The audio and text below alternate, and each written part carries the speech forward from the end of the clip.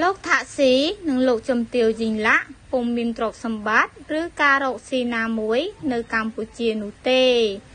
លោកថាស៊ីស៊ីណាវ៉ាត់និងប្អូនស្រីយីងឡាក់ស៊ីណាវ៉ាត់ដែលជាអតីតនាយករដ្ឋមន្ត្រីថៃពុំមានទ្រព្យសម្បត្តិឬការរកស៊ីណាមួយនៅកម្ពុជានោះទេនេះបើតាមការបញ្ជាក់របស់សម្ដេចតេជោហ៊ុនសែនប្រធានព្រឹទ្ធសភាកម្ពុជានៅថ្ងៃទី15ខែកញ្ញាសម្ដេចតេជោហ៊ុនសែនបានបង្ហោះវីដេអូជាមួយខ្លឹមសារលើបណ្ដាញសង្គម Facebook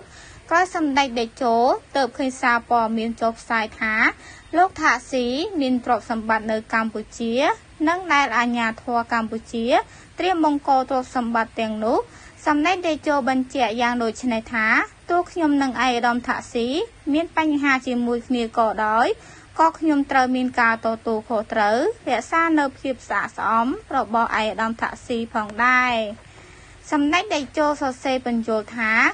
មិនថាឯកឧត្តមថាស៊ីឬលោកជំទាវយីងឡាក់ពុំមានទ្រព្យសម្បត្តិឬការរកស៊ីណាមួយនៅកម្ពុជានោះទេ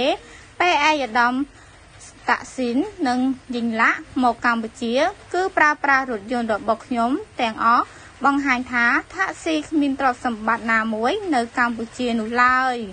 ខ្ញុំគួរបញ្ជាក់បន្ថែមថាឯកឧត្តមថាស៊ីនិងខ្ញុំមិនដែលបានពិភាក្សាគ្នារឿងធ្វើអាជីវកម្មរកផល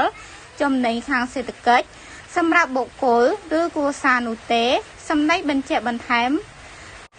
ប្រសិនព័ត៌មានបែបនេះចេញពីកម្ពុជាសម្ដេចតេជោបានស្នើសុំឲ្យបញ្ឈប់ជាបន្ទាន់ដែលជាសាសរបស់យើងត្រូវរក្សានៅភាពថ្លៃថ្នូរមិនកុហកភូតភរមូបង្កាច់ប្រឌិតរឿងខុសការពិតប្រសិនបើរឿងនេះចេញពីប្រទេសថៃត្រូវទុកឲ្យអាជ្ញាធរថៃដោះស្រាយ